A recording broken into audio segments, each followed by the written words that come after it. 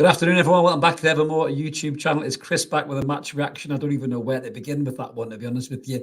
Unbelievable. It's quite fitting in an Easter weekend. We've just watched a match that's made you shout the words Jesus Christ about 400 times throughout the course of those, 99 minutes in the end of it, thanks to Rob Jones's dodgy watch. We're going to try to unpack all of that. This was going to be a completely different post-match reaction up until Mr. Barnes came onto the pitch and did what he did, which was incredible. So we're going to get stuck right into that. Unbelievable game. It really was. Anyone who was there, I'm sure, bouncing, they're probably still trying to get their head around what was going on. Anyone watching on the TV like we were, my God, unbelievable. So we'll get stuck right into that in a minute. Just before we do, a little reminder to everybody, if you are checking us out for the first time, good to see you. This is a good one to start off with. Smash subscribe. Come and join us. We're so close to the 7,000 subs.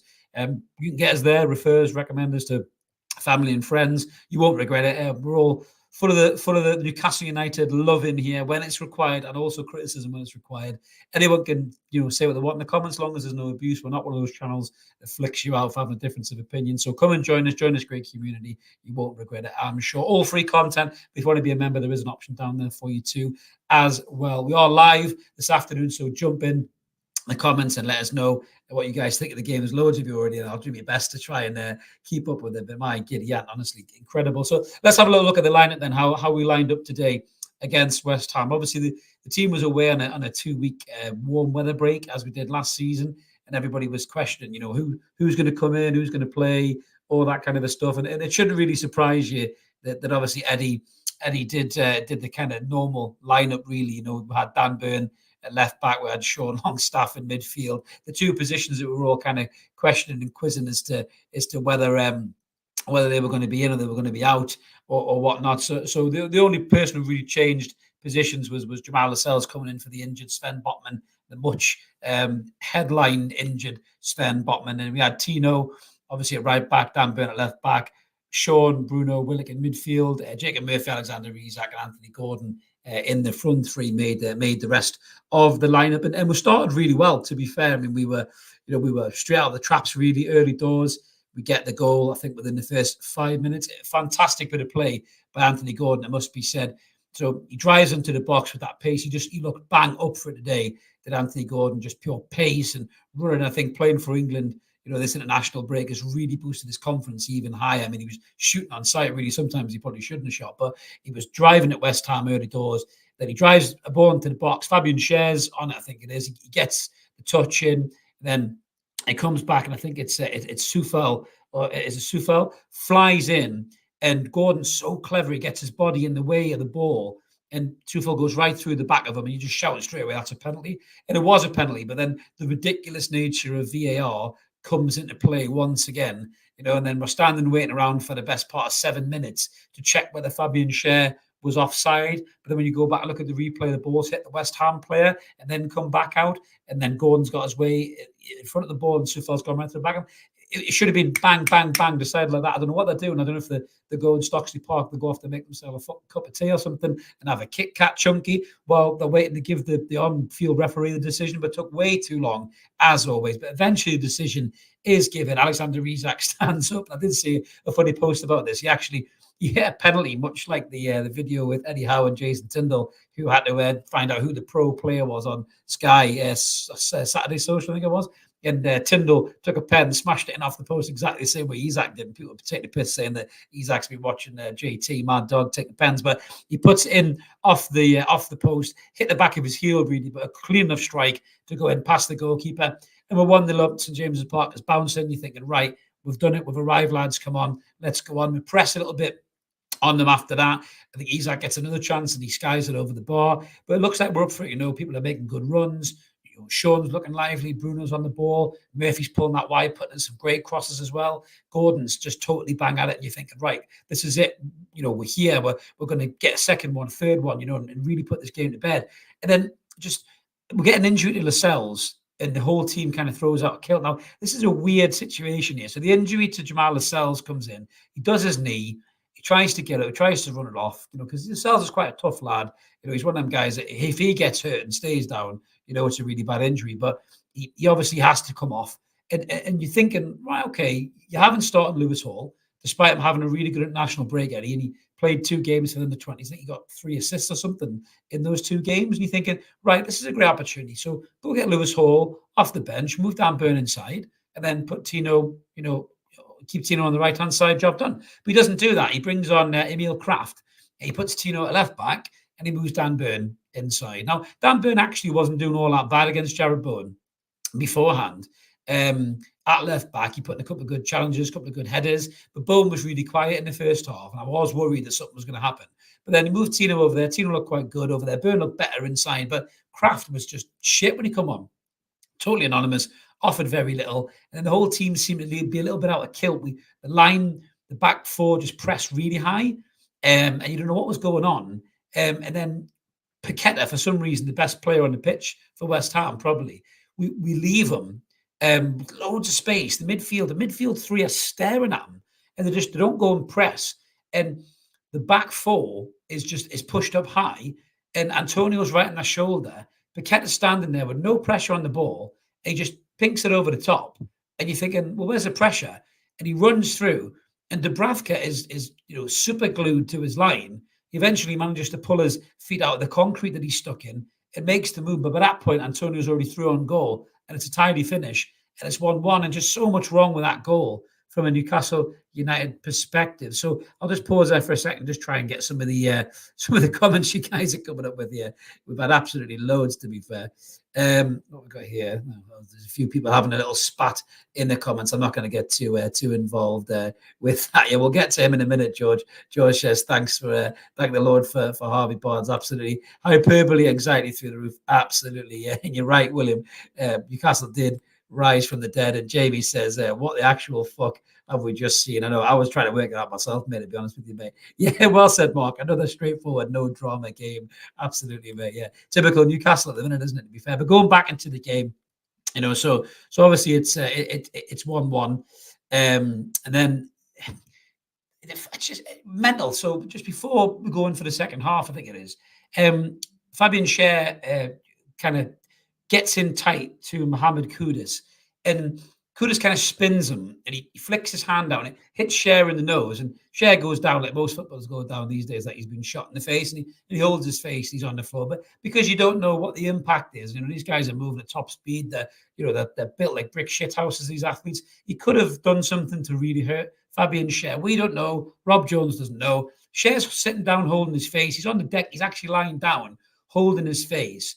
And the next bit that happens, I cannot understand how this can happen in 2024 in professional football. So the rules state from the PGMOL themselves, if there's a head injury, the game must be stopped. Doesn't matter if somebody's heading the ball in the back of the net or smashing a volley from 40 yards, if somebody's on the floor holding a head or their face, and you think that could be a head injury, the game has to stop, right? The game's already stopped because it's a free kick, because Schär did foul Kudus because he got too close to him. So he's on the floor, and you think, well, okay. And then Paqueta looks up, and he almost, kind of motions to Bowen, are you ready?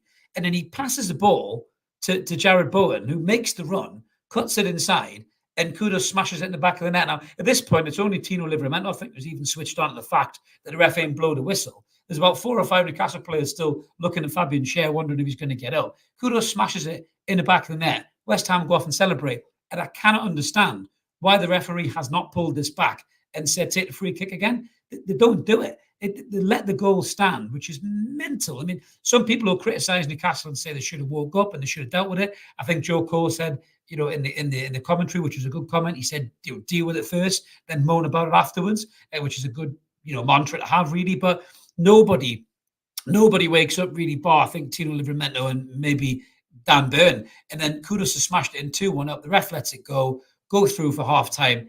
The whole place goes absolutely mad. St James's Park screaming. At that point, the atmosphere was quite flat, actually. Before that, I think when West Ham got the equaliser, there was a real period where, probably for the first time in a long time, I'm watching on the TV, I'm thinking it's flat.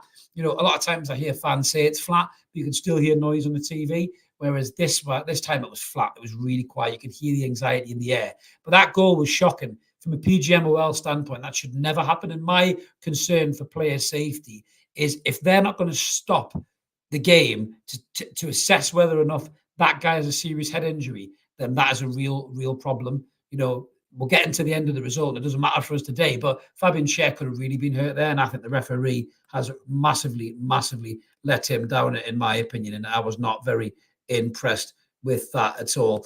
Yeah, Scott, another one there. Can't believe the ref put going to send them off again. Yeah, mate, if I'll get that. I mean, we'll deal with that one now. That's later on in the game. He didn't even kick it that hard. He just rolled it back to the keeper, mate. It's absolute disgrace. This is another reason why this referee shouldn't be anywhere near the Premier League, in my opinion. And I think Newcastle should write a letter of complaint regardless of the result. So anyway, we'll go in for half time. We'll come out, and then West Ham just come out with. I think we get a corner, and I think Bruno whips a corner in. West Ham clear it. I think it's either Willock or Isak, too soft in the challenge. Dangle a little leg out, too powder puff. Should have been in, smashing into him. Put him on his arse, make get a free kick or something, that's fine. Sean Longstaff goes in for a tackle, which is neither an out nor summit. Kudus gets the ball. I haven't looked at it on the line, but I think he just keeps it in, and then he plays it through. All the rest of Newcastle are already at the other end of the pitch trying to score from the corner. It's only Tino Livramento, I think, who's back with the pace that he's got. And Jarrod Bowen runs in, and Jarrod Bowen is not going to miss a chance at that. He's an accomplished finisher. He's got 18 goals in all competitions this season. He slots it in the bottom corner, and you just think, my God, what the hell is going on here? We're 3-1 down at home. You can hear the anxiety in the crowd. Everybody's absolutely sick as a chip. Can't believe it. What the hell's going on? So then Eddie rolls the dice and he goes to the bench and he brings on Miguel Almiron, Lewis Hall. Funny enough, he's putting these three subs up. I think it was Lewis Hall, Elliot Anderson, and then Miguel Almiron with the three subs. And Tino Livramento goes down with an injury. And I sorry, actually, well, it wasn't. It was Harvey Barnes, I think it was. I'm trying to remember who the hell it was. I'm trying to look at this. This is how crazy this game was. Anyway, I'm looking at SofaScore, trying to get some guidance here. But Tino Livramento goes down with an ankle injury, rolls his ankle again. You're thinking, for fuck's sake, there's another injury. So Tino goes off. Mickey comes on. Mickey lasts 9 minutes. Then he pulls up with an injury. And you're thinking, what the hell is going on here with these players? You know, and I've only really heard a couple of people talk about this, Craig Hope in particular, and whether you like Craig Hope or you don't, I think he's really good. He asks difficult questions.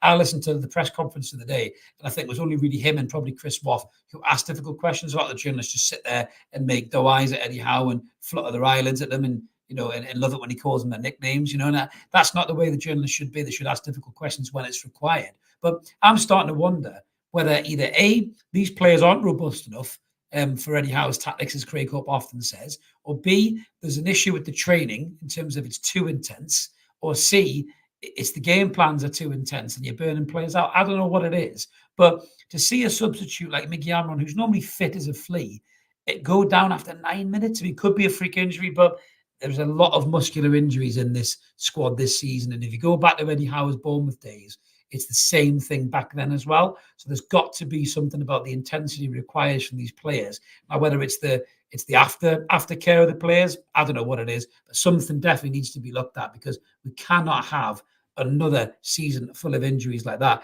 As Lol's Fishing Adventure saying there, first time injuries actually helped us win a game. Yeah, but yeah, I suppose you're right in a way because it gives us fresh infidence. But my God, these injuries are nuts. And at least in getting there, Chris, what a result. Barnes was brilliant. Ref was a disgrace. Absolutely. We'll get into that in a minute. So we're 3-1 down. Obviously, we make these changes. I think Elliot Anderson was great again when he come on. He actually put Big Antonio on his arse, which for me was unbelievable. Absolutely unbelievable. It really was. The strength of that kid, he's beefed out massively. You know, to put a player like Antonio's arse, who's built like a bloody doorman, is incredible. I thought Lewis Hall did really well when he come on as well. I thought defensively he looked solid. He used the ball really well. Didn't flap, didn't panic. He's got a great touch on him. And every time I see Lewis Hall now, he seems to get better and better. And even Eddie was putting an arm around him at the end and saying a few positive things to him. So I think Lewis Hall's done himself no harm there as well. And with the injury to Tino Livramento, hopefully it's not a bad one. Maybe Lewis Hall can get a start down at Everton, especially with what's happened with Anthony Gordon as well. We'll have to change things. But Mickey comes off, and then Harvey Barnes comes on. And listen, Harvey Barnes this season has had a terrible season in terms of his injuries, right? Harvey Barnes has only played a handful of games. I'm actually just going to look at his stats here to see how many games has he actually played for Newcastle this season. But the one thing about Harvey Barnes, I think that we've all kind of forgot in the midst of all this frustration of his regular injury occurrence, is the fact that the guy is an absolutely brilliant footballer. Yeah, they haven't updated his stats yet. So Harvey Barnes has played I think it's 12 Premier League games now, and he's got 3 Premier League goals. I mean, that's unbelievable. The 2 goals today, absolutely incredible from Harvey Barnes. So the first one that he gets, the ball comes in inside to Isak. This is the difference. I said this to Mark. This is the difference between a proper player, right? Like Almiron will run all day, but run with no purpose. He's like a dog chasing a ball down the beach or something, right? Go back and look at that goal. Look at Harvey Barnes's movement. As soon as Isak gets that ball in the hole, he's on his bike already, and he stays onside. Isak sees him at the corner of his eye, slips an unbelievable through ball through. Barnes is one-on-one with the keeper, and there's not even any concern about it. Slots it right under the keeper's legs. Unbelievable finish. This guy's been out for weeks and weeks and weeks, and he just does that. And you think that is a proper finisher. This kid can finish. There's no doubt about that. He is a quality finisher, and we've seen that again today. So we're back there. We're back to 3-3. We get it. Sorry, beg your pardon. We get a penalty. Christ, I might have forgot about the penalty. We get a penalty for Isak. I need to forgot about that. Gordon again. I'm all over the place. Gordon does the same thing he did in the first half.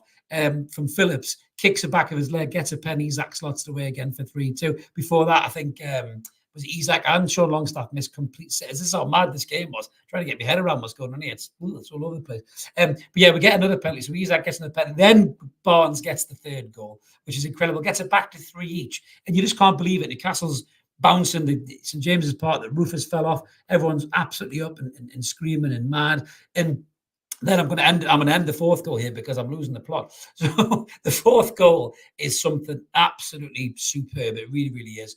The ball goes over the top. Gordon's pace again. Man of the match, hands down for Gordon for me today. Let me know what you guys think about man of the match. Gordon for me, hands down. Ball goes over the top. He gets to it. He turns his back and he holds it up a little bit. He pops it inside. And Harvey Barnes here, just like the first goal, the swivel, he turns his hips, swivels inside, hits an unbelievable strike, a thunder bastard of a goal right in the bottom corner. And this is what a proper footballer does. He doesn't need 1, 2, 3 touches. He doesn't look at his feet. He doesn't panic in the moment. He knows exactly what he's going to do in that moment. And that's exactly what Harvey Barnes did there. And the lad has won us the game. We win the game 4-3. Unbelievable. The ref played way more minutes than he should have done. He sends Anthony Gordon off, as we said earlier, for a ridiculous second yellow card. He rolls back the goalkeeper. He gets a second yellow card, gets a red card. Still doesn't change the fact he's man of the match, but he will be suspended for going back to Everton on Tuesday, which, for Gordon, he'd probably be a bit sad about because he probably wanted to play in that game. But we win this game 4-3. West Ham fans, I do spare a thought for you. They must be livid because they thought they were home and hosed in the second half. You've got to give the lads credit for the fight back. You have to say that. This game had everything. Me and Mark will go through it again on Monday night, but this game had everything. It had shit defending. It had, naivety. It had attacking flair. It had pace. It had brilliance. Everything you could imagine in a football game. I mean, if that's not first on Match of the Day tonight, I'll be shocked. I'll be absolutely fucking shocked. I really, really will.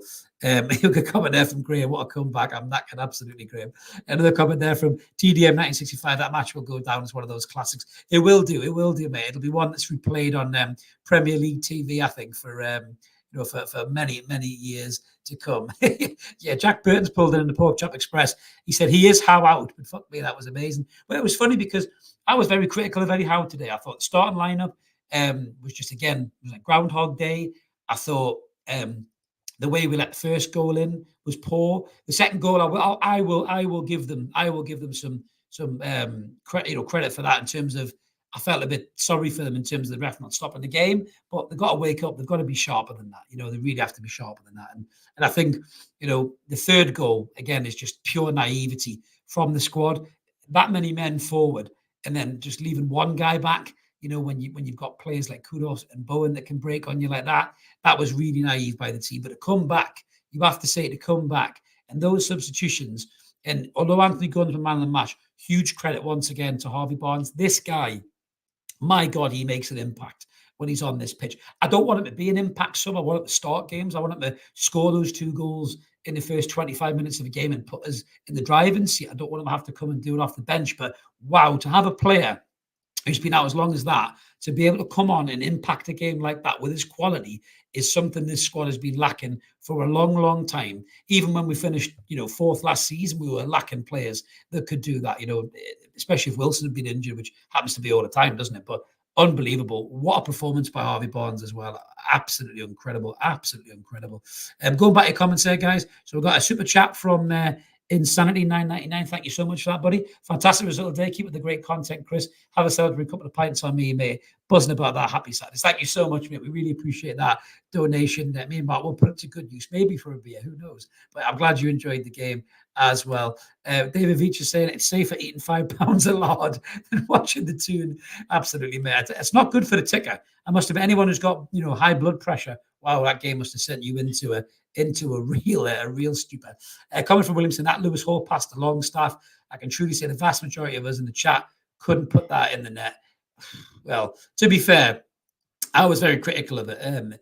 I think it's just because he seems to have loads of time. I mean, the heat of that moment, you might be right, William, but Isaac missed a sitter just before as well. But yeah, they both have to do better. Isaac certainly has to do better, but Sean has to do better in those instances. He's always in those positions, and he doesn't finish his chances enough. That's something he has to work on. But he was better today in terms of his mobility. I thought he was a bit better today, getting around the pitch and stuff, making it happen. I mean, Bruno and Paqueta, just my God, what a battle that was all day. Best of buddies as well. I'm sure they'll be heading for a Brazilian steakhouse tonight, possibly, but smashing into each other left, right, and centre. And thank God Bruno didn't get another yellow card, did he? And get that suspension, because we couldn't go Everton have Everton come to town without Bruno and Gordon. My God, I think it's just one game, Manu. I think it is for a yellow card. Yeah, TDM's just got it in the bag there as well. Yeah, one game as well. Unbelievable, absolutely unbelievable. I'm still trying to get my head around that. Absolutely brilliant. TDM is subscribed as well. Thank you so much, mate. Really appreciate that. Good to have you on board. I think somebody who's just unsubscribed today. Obviously, that's your prerogative. So cheerio. But we have TDM coming to fill your space. So thank you very much for that, mate. I've got a comment from V4 Vendetta. Okay, I've criticised Howe for a while. I've been Howe, but one thing that shone in that second half is those players are fighting for Howe. It's a really good shout. I was having a good chat with a friend of the channel, Woody, over WhatsApp, but the game was on. And when it was flat, I was saying, are the fans starting to maybe lose a little bit of that confidence with Eddie Howe? And then you look at some of the players, I think Burns' face when the third goes in, it was that, Alan Pardew, John Carver era face that I saw players put, and I thought, shit, I'm not happy with this. And then you see the comeback and you see the desire and the fight. And I think you are right, Vendetta, that the lads are still fighting for Eddie Howe. And that's key. That's key to finish in a European spot at the end of the season. I had us dead and buried, but we've got to do it against Everton as well. We can't just do it today. We'll have to make sure we do Everton as well on Tuesday night, which Mark will be here for, because I'm going to be away on my day job, unfortunately. But I'll be looking forward to that game, going into that now with confidence after back of that brilliant result. Comment there from Kenk. Livermore and Lewis Hall should be playing regularly as fullbacks. Unbelievable, mate. The pace and the kind of endeavour that they have going up and down those lines.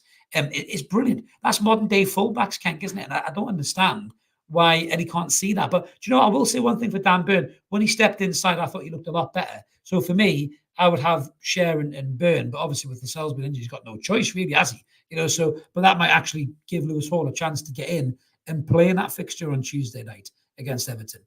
We've got a new sub there. Is it Akira? Thank you very much, mate. You're more than welcome in the squad. Yes, you're subbing for the place of somebody who spat the dummy out, which is fair enough, If they want to unsub, they want to unsub. I've not kept up with all the comments, but I did see the old W word thrown around, and that's normally a sign of somebody who's maybe not winning an argument, who normally throws that one out there. So I'm not going to get too worried about that. Big Al60, maximum respect to Newcastle. Ball boy. Do you know what? He could shout, refusing to give up his seat for kudos.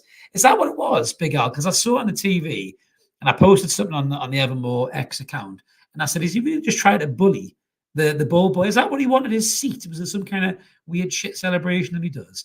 I don't know what that was. I mean, I was quite annoyed about that, to be fair. I thought, what a prick. But if you just want a seat for a celebration, he's maybe less of a prick. But still, fuck him, Good on the lad. Good on the lad. John said, yeah, Dubs was poor today. Oh, God. Do you know what it is, John? You're totally right. I was talking to Craig Hope on Twitter, I think it was. I don't know whether he replied or not, but he said that Dubravka's got to be stronger there. Now, everyone seems to forget there was a reason why we bought Nick Pope. Dubravka wasn't good enough then. He wasn't good enough then. And he's not good enough now. He's off the back of a honking international break where he's conceded the quickest international goal of all time. Is maybe not his fault, but he is weak in those moments. He flaps a lot. Pope's stronger. Pope's more of a commanding figure. We need Nick Pope back. I do think that Nick Pope will come back. towards the end of the season because he wanted to try and get in the Euro squad. Now, the good thing about a goalkeeper, we're not going to have the Michael Owen scenario where, he's straight in the starting lineup, does his knee, and he's out for God knows how long. There's a good chance Nick Pope won't start, games in the Euros, but he'll still be there as part of the squad. But I think Pope will try and get himself back, get fit, and play at least a game or two for prove his worth, improve his fitness in terms of the England squad. So we could have him back sooner than later. We've got a new sub as well in Blenchy. Thank you very much, Blenchy. Really appreciate that, mate. I think, George is welcoming you to the squad.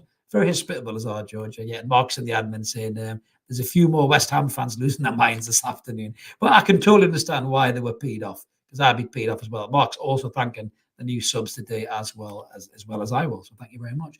But yeah, this is unbelievable. Yeah, George has got a dash to go get the garden done. Good man. Well, you get yourself away, George. Thank you very much, mate. Add to the existing ones too, says Mark, just to make sure you don't all feel left out there, guys. But an unbelievable game today, and I just think that those kind of games are what we love football for, really, isn't it? I mean, for the neutral, that game today, wow, I mean, they'll be bowled over, they'll be thinking, holy shit, like that is unbelievable, watching a game like that.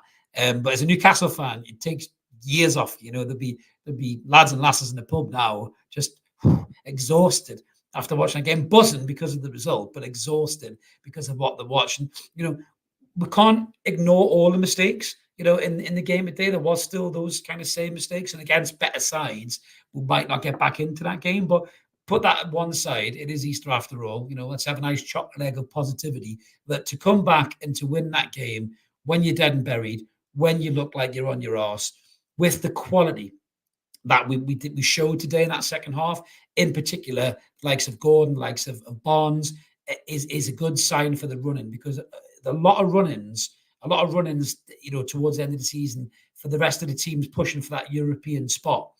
For me, ours is easier. Ours is probably easier than their running. And if we keep these lads fit, which is very difficult to say in a Newcastle perspective at the minute because everyone's getting injured, but if we can keep Barnes fit and we can get Anderson fitter and we can keep Isak fit and Gordon, back in the team, obviously not suspended, then we've got a real good chance of doing that. Yeah, thank you very much, Rigatoni. Hit that like buttons, as he says. Thank you so much, guys. There's about 230 of in the chat, so smash that like, guys. Really helps. Joe Linton has been a member for 1 month, so congrats to you, mate. Thanks for your support.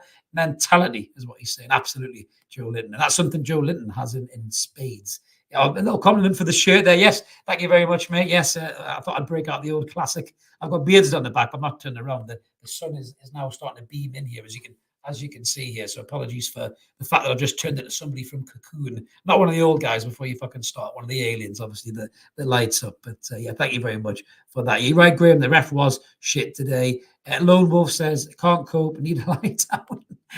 I was saying before I come, I was trying to remember everything that went on. Like I said, I forgot the penalty altogether there, to be honest with you, which is sorry, the comment there from Cushy. We're forever popping bubbles. They hate us. We're such a bogey team to them. One of my work colleagues is a West Ham fan. I have to give him some shit on Tuesday when I'm back to work. Because unbelievable. What a result. He'll be sick as a chip. He really, really will. TDM said he's still not convinced by Eddie Howe.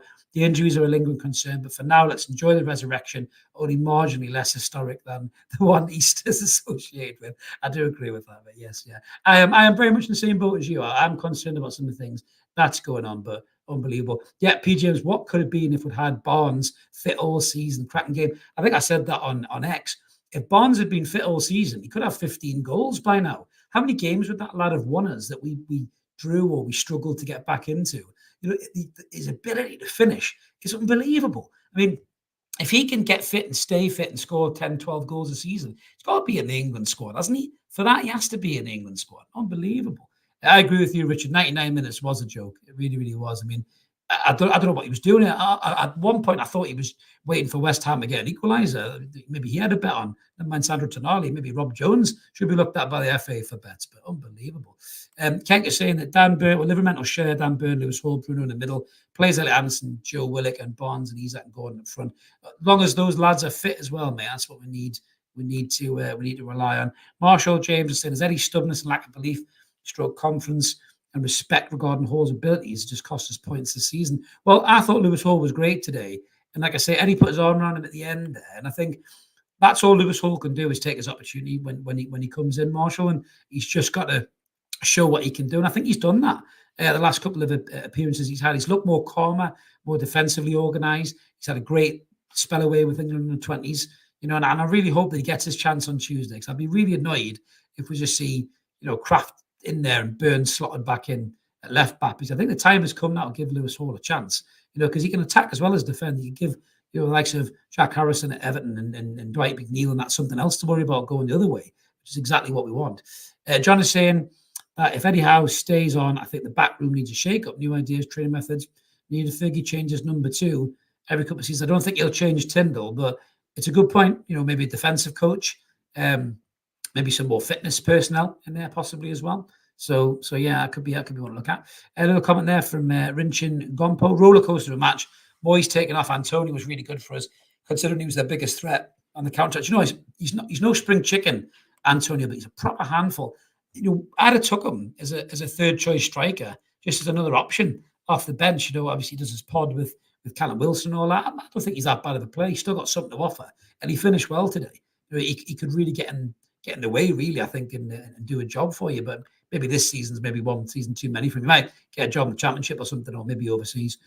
Manu Ranga saying, missed the game. He was at work. Oh, livid. Thanks for something, Chris. Sounds more exhausting to watch the game live. It really was. It really was, man. Go back and watch the replay of the game. It was a fantastic game. It really, really was. Top Boy Jr., Eddie Howe's at it as well. Sorry, fantastic end to the game. Very frustrating in the middle. As Vincent says, what a game, yeah. In bits, Vincent, in bits, yeah. Had everything. I think that's the kind of football game that just has everything. I mean, a journalist trying to write about that game, I watch a lot of Craig Hope's videos, and he always talks about how he's got to try and write a match report in the middle of the game. I mean, fucking God help him with that one, because we looked dead and buried. He was probably already writing hammered by the hammers. And then Harvey Barnes decides to just get the game and change the game altogether. So, yeah, I'm sure Craig will be happy as a Newcastle fan, but as a journalist, they'll all be thinking, fucking hell, unbelievable. Vincent saying, what I can't understand is, when we're chasing game, why does Eddie bring on Miggy when we have someone as clinical as Barnes? I was screaming at the TV. I think it might be a fitness thing, Vincent, because he's worried about Barnes breaking down again. But, I mean, look at the impact there. It's night and day.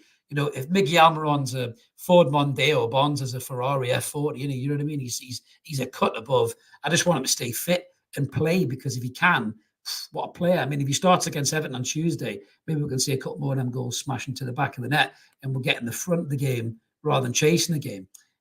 Comment there from the 11 meters DX channel. Bottom missed today. Botman, beg your pardon, missed today. Bruno and Barnes outstanding. Longstaff and Isak missed tap-in sitters. They really, really did. The Clone Lad, what a game. Brilliant team spirit. Absolutely. It was fantastic.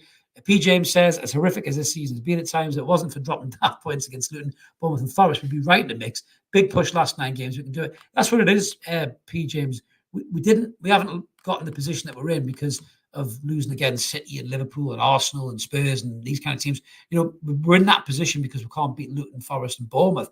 If we beat those teams, then we'd be right in there. We'd be 6th, pushing for 5th possibly. So we're not a million miles away. But these injuries do worry me. Something's definitely not right behind the scenes. I don't know if it's the medical side, if it's the training, if it's the recovery process, if it's the tactics. I don't know what it is, but it really is a concern that needs to be sorted for next season, because you can't have this many injuries in a season. You just cannot do it. You cannot do it. Yeah, Barnes has scored 4 this season, not 3. Yeah, he has. He's got 4 goals. I think that's said 4, didn't I? Did I say 4? Sorry, Manu. You correct me if you correct me, mate, because my head is still spinning after that game. Ian Stevenson said he's texted his mate. West Ham replied, and he just replied with a middle finger. Very disappointed. I'm not surprised. I'm surprised he replied at all, mate, to be honest with you. Yeah, Mark is in the comments saying he will go back and watch. Believe it or not, spare a thought for Mark. He was coming back from the Metro Centre when the game was being played. I was watching it, but Mark was coming back from getting dragged to the Metro Centre. So send Mark some support, guys. That's a rough Saturday for a man to deal with. It really, really is. John is saying Eddie Howe waiting until a 3-1 down to bring on the subs. Just kind of regular, really, isn't it? Tunash is saying they're 8th in the league now. Brilliant. That's what we want. We really do want that. Vincent says, how do you think Willock and Longstaff played overall, Chris? Sorry, Willock and Longstaff. I thought Willock was poor today. I thought his touch was poor. I thought his decision making was poor. He tried that outside of the football he did against Spurs. He was nowhere near it. I think he was the one soft in the tackle for the 3rd goal. I think it's either him or Isak. A couple of cutbacks just totally mistimed. Willock doesn't look sharp enough at the minute. He looks like he's struggling. It's a real shame that Louis Miley's injured, because with Anderson and Louis Miley there, you could have took Willock out and maybe had him on the bench to come on as an impact player, and he could have done something there. Sean was more mobile, I felt, today, but still, I think what's the right word? He's not the Sean of last season. He's not impacting games as much. He's not, getting in the positions as much. He's certainly not taking his chances. I mean, that City miss was unbelievable. Yes, Isak missed one just before as well, but it was a terrible finish by both of them, really. But yeah, I don't think Sean did a great deal right or wrong today. He moved around a lot better, which is a good sign, especially with Louis Miley being injured. But I don't think either one of them were good, Vincent, if that's a long roundabout answer, really, to tell you what I thought. Yeah, both of them weren't great, to be fair. And Graham says Gomez man of the match, hands down. He really was. He was outstanding. You look at those players, they are so far ahead of the likes of Willock and Longstaff. Bruno, Gordon, Isak, light years ahead. You could even put Harvey Barnes in that context if he was fit. You see Barnes' quality, the running, the touch, the movement, the drop on the shoulder, the shooting. I think he nearly got a goal as well just before he scored the winner, ghosting at the back post. These players are a real cut above the likes of Willock and Longstaff right now. And that's not me saying that I don't like Willock or Longstaff, but you can see the quality jump up in those players. And that's the problem with this squad. We need more players at that level. If these lads aren't going to get up to that level, we need players at that level. We need 5 or 6 players at that level, not 3 or 4. And I think that's the difference between winning the games that we can't win. And I think that is the big issue with Newcastle this season. I think a lot of those players haven't reached those levels that we wanted them to reach after last season. So that's basically, what I think about that. Yeah, Vincent said he thought Gordon and Isak were fantastic today. Absolutely. Kusha says, toot Mark. Absolutely. Which Mark does appreciate. Yeah, he was not very happy earlier on, I'd say that for free. He was not very happy. So do a couple more comments, guys, and then I will shoot off. We've got one there from Ian saying that Joe Cole, match analysis, said the injuries aren't unlucky. Bad player management. Can't argue, to be fair. I was having a conversation with my mate about this, Ian, actually, as the game was going on. And you have to point the finger at the manager. Now, we've had a great result today. It's positive. We're 8th in the league. What a game. Everyone's, back the Keegan days and all that, right? But throughout the course of this season, Eddie Howe has not managed his squad very well. He's played players when he shouldn't have played them. He's played players who have injured. He's allowed players to come straight back into the team from long-term injuries that maybe should have been on the bench. If you think about back to Trippier and Byrne, was it against Wolves or Palace or something, when we were all screaming, play Tino and Hall, what's it going to hurt?